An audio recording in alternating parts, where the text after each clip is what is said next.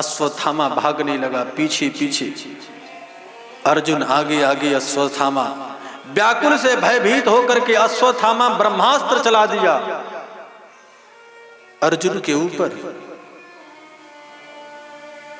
अर्जुन घबरा गए, कृष्ण के चरणों में आ गए कि कृष्ण कृष्ण महाबाहो भक्तानाम भयंकरा, गोविंद मुझे बचाओ, कृष्ण मुझे बचाओ, ये ब्रह्मास्त्र मुझे जला करके भस्म कर देगा, बचाओ गोविंद।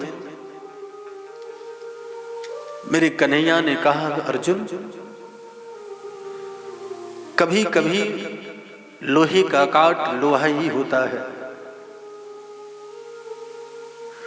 पांव में अगर कांटे गड़ जाएं तो कांटे निकालने के लिए कांटे का ही प्रयोग करते हैं। इसलिए अर्जुन, इस ब्रह्मास्त्र को शांत करने के लिए तुम भी ब्रह्मास्त्र चलाओ। और अर्जुन ने ब्रह्मास्त्र चलाया, दोनों ब्रह्मास्त्र टकरा करके शांत हो गए और अर्जुन अश्वत्थामा का केस पकड़ करके घसीटते हुए रथ में रस्सी से बांध करके द्रौपदी के चरणों में ला करके गिराए और कहे, द्रौपदी यही है तुम्हारा पुत्रों का मारने वाला कलंकी गुरु द्रोण का पुत्र, बताओ इसे मैं कैसे मारूं? मेरे 5 पुत्र को मारा है, कहो तो इसको मैं 5 बार मारूं, इसके शरीर के टुकड़े टुकड़े काट करके शेर को खिला दूं, बताओ क्या करूं? द्रौपदी रो रही है,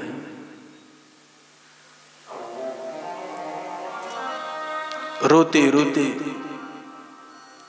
बोले कि इसे छोड़ दो। मुंचता मुंचता में सो ब्राह्मणो नितना गुरु, हे गांडीवधारी अर्जुन, मेरा 5 पुत्र मरे हैं। एक माँ का जब पुत्र मर जाता है, एक माँ की पुत्र की मृत्यु जब हो जाती है तो उस माँ के हृदय पर क्या व्यतीत होती है, ये मेरे अलावा और कौन जान सकता है। इसे छोड़ दो, ये ब्राह्मण पुत्र है, गुरु द्रोण का पुत्र है। और आप भूल गए, गुरु द्रोण ने वो शिक्षा अपने बेटे को नहीं दी जो शिक्षा आपको दी। मत मारो, इसे छोड़ दो। अर्जुन कहे, इनके मन में तो करुणा आ गई।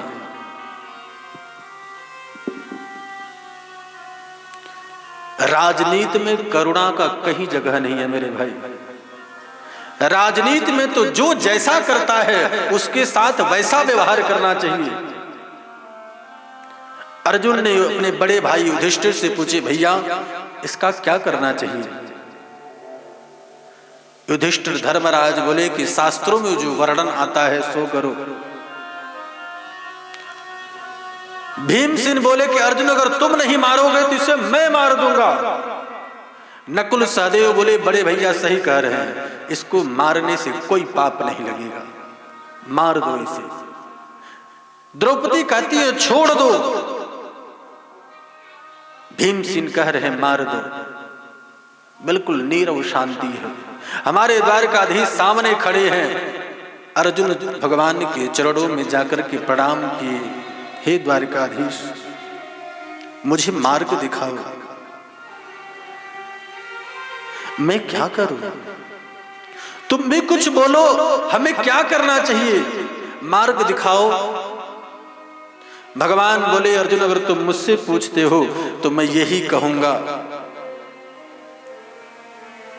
कि ब्रह्म बंधुर हन्तव्यम आतताई बधार्णवः। अर्जुन ये ब्राह्मण है और ब्राह्मण चाहे कैसा भी हो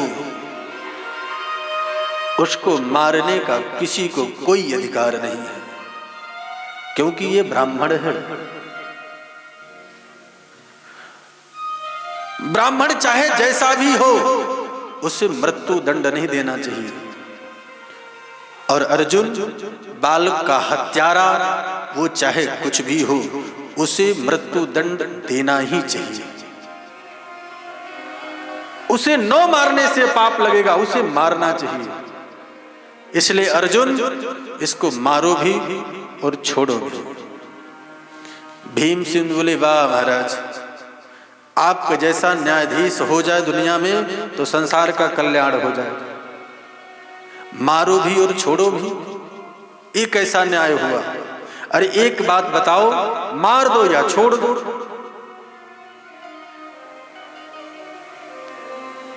द्वारकाधीश बोले कि अर्जुन समझ गया बड़े भैया, क्योंकि अर्जुन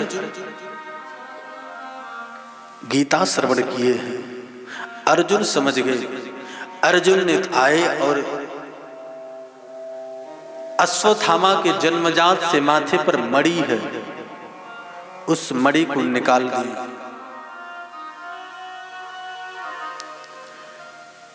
आधी दाढ़ी आधी मूंछ मुड़वा दी, आधी बाल मुड़वा दिए और पैरों से धक्के मार करके खदेड़ दिए, चले जाओ यहां से, आज के बाद यहां से दिखना मत। देखो दुनिया में जो सम्माननीय व्यक्ति होता है, भरी समाज में अपमान कर दो ना, वो सबसे बड़ी मौत है उसके लिए। जब जब वो बात सोचेगा तब तब मरेगा।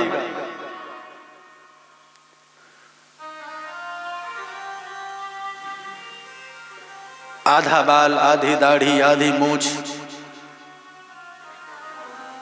धक्के मार करके खदेड़ दिए लोग, चला गया। लेकिन वो कहते हैं ना, मन का जो द्वेष है मेरे भाई। अश्वत्थामा अपने आश्रम में बैठे बैठे सोच रहा है कि मैं पांडवों को छोड़ूंगा नहीं। अश्वत्थामा का तो पांडवों का धन्यवाद करना चाहिए कि कम से कम पांडव हमें छोड़ दिए। मैंने ऐसा काम नहीं किया कि वो छोड़ दे, लेकिन कम से कम मुझे छोड़ तो दिया। लेकिन पांडव का धन्यवाद करने का अपेक्षा अश्वत्थामा अपने आश्रम से बैठे ही बैठे मन में सोचने लगा कि पांचों भाई कि मैंने पांचों पुत्रों को मार दिया, इनका वंश तो समाप्त ही हो गया। फिर इसके दिमाग में आया कि जब युद्ध चल रहा था, अभिमन्यु की मृत्यु हुई थी, तब समाचार चला कि अभिमन्यु की पत्नी उत्तरा गर्भवती थी। अभी भी पांडवों के वंश में एक ज्योत जल रहा है, अगर उस ज्योत को हम जला दें तो पांडवों का वंश समाप्त हो जाएगा। आदमी अपने स्वार्थ में इतना नीच काम कर बैठता है कि होश नहीं रहता है। और अश्वत्थामा अपने आश्रम से बैठे बैठे उत्तरा के गर्भ में ब्रह्मास्त्र चला दिया। सभी समाज बैठा है, द्वारकाधीश भगवान बैठे हैं, पांचों भाई पांचों पांडव बैठे हैं, मां कुंती बैठी हैं, द्रौपदी बैठी हैं। लेकिन जब ब्रह्मास्त्र वहां से चला तो उत्तरा किसी के पास नहीं गई, न मां कुंती के पास गई, न द्रौपदी के पास गई, किसी के पास नहीं गई। उत्तरा दौड़ती दौड़ती भगवान के चरणों में आई कि पाहि पाहि महायोगिन देव देव जगत पते, देव देव जगन्पते। गोविंद मुझे बचाओ, ये ब्रह्मास्त्र मेरे गर्भस्थ शिशु को मार देगा। एक बात मैं आपको स्पष्ट कर दूं, जीवन में अगर दुख आए तो घर में किसी से मत कहो। उत्तरा चाहती तो अपनी सास द्रौपदी से कह सकती थी, अपनी कुंती मां से कह सकती थी, पांचों पांडवों से कह सकती थी। लेकिन उत्तरा जानती है कि गोविंद के चरणों में जाने से ही रक्षा हो सकता है। भगवान के चरणों में जाकर के गिर पड़ी, गोविंद मुझे बचाओ। ये मत सोचना कि मैं स्वार्थी हूं, गोविंद मेरा शरीर जल जाए कोई बात नहीं है, लेकिन मैं गर्भ शिशु का अगर कुछ भी हो गया गोविंद, तो दुनिया तुम्हें माफ नहीं करेगी। दुनिया कहेगी कि जिस वंश का रक्षक स्वयं द्वारकाधीश थे, आज उस वंश में कोई ज्योत जलाने वाला नहीं है, कोई एक जल पानी देने वाला नहीं है। गोविंद हमारी कोई बात नहीं है, लेकिन पांडवों के वंश का निर्वंश होने से बचाओ गोविंद। भगवान द्वारकाधीश बिल्कुल खड़े होकर के सचेत हो गए।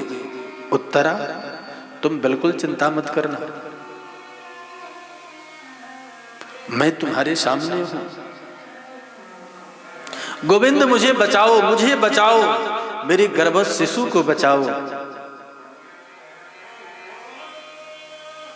कन्हैया ने कहा, उत्तरा अपने मन में तुम मातृभाव प्रकट करो।